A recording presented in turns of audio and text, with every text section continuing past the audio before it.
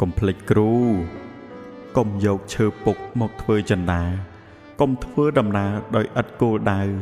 កុំពីនៅមានកុំចោលសំណៅក្រែងខុសគោលដៅវង្វេងក្នុងព្រៃផ្លូវនៅមានស្នាមគួរតាមប្រព្រឹត្តកាន់ធម៌សុចរិតនោះទើបប្របីរឿងតូចរឿងធំគុំជារឿងថ្មីរឿងចាស់មានន័យគប្បីរក្សាកុំដើរលាក់ដានដោយសន្តានចោលផ្លូវអមោហោគួរតែយិត្រាកុំដើរភ្លេចខ្លួនពូនលើអាត្មាចេះពីតម្រាថារៀនឥតគ្រូ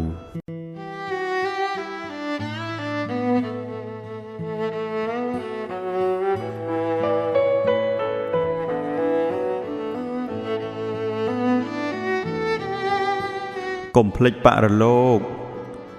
ការស្លាប់ជាច្បាប់នៃជីវិតតែលោភៈចិត្តនាំសោកាភ្លេចគិតការស្លាប់ជាធម្មតាជនគ្រប់រូបាស្លាប់គ្រប់គ្នាទោះស្ដេចសេដ្ឋីមន្ត្រីរាជកុំមានមេនះអាងទ្រព្យភ្ញាភ្លេចសេចក្តីស្លាប់ភ្លេចជារាមកចោទៀមទាទៅភ័យស្លន់រឿងយុះរឿងស័កមាសប្រាក់ក្តីពេលរស់មានន័យនាំបំភាន់មើងងាយគេឯងអាងខ្លួនក្រាន់គិតតែបច្ចុប្បន្នភ្លេចបរលោកឬថាខ្លួនរស់រហូតទៅឥតមានអាស្រូវឥតសោយសោកប្រយ័ត្នខណ្ឌ5បន្លំបោករាល់រឿងស្មោកគ្រោកត្រូវកំចាត់ភ្លៀងធ្លាក់ទឹកកាត់ក្អាត់ស្រែកយំអាសូរខ្លួនខ្ញុំកើតជាក្អាត់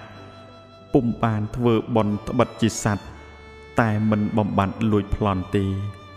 រស់មានជីវិតទោះមនុស្សសត្វរកស៊ីខ្វែងខ្វាត់ឥតទំនេរមិនត្រូវឆោបោកលួចប្លន់គេគួរតែរិះរេរកផ្លូវត្រូវមានក្រគ្រាន់តែកំដរចិត្តពេលអស់ជីវិតចិត្តប្រះទៅរឿងមានឬក្រឥតនាំផ្លូវ